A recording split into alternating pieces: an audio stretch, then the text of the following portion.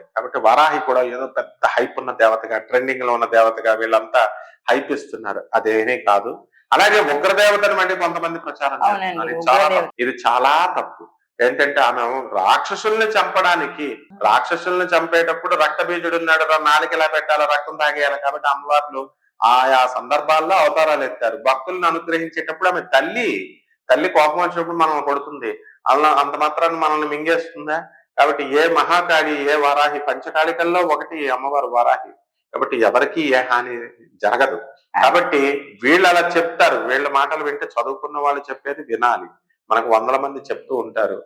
కేవలం ఆధ్యాత్మిక ప్రవచనాలు ఇచ్చేసినంత మాత్రాన, లేకపోతే బాబాలు సన్యాసులు డ్రెస్సులు వేసేసుకొని నాకునగా నామాలు పెట్టేసుకొని వచ్చేసి గురువులు మరి నా నోటికొచ్చింది చెప్తే కుదరదు. శాస్త్రంలో ఏమని చెప్పిందో చెప్పాలా, హేతుబద్ధంగా చెప్పాలా, రేషనల్ థింకింగ్ ఉండాలా, సైంటిఫిక్ అప్రోచ్ ఉండాలా. ఈ మూడు లేకపోతే అప్రూవ్ కాదు.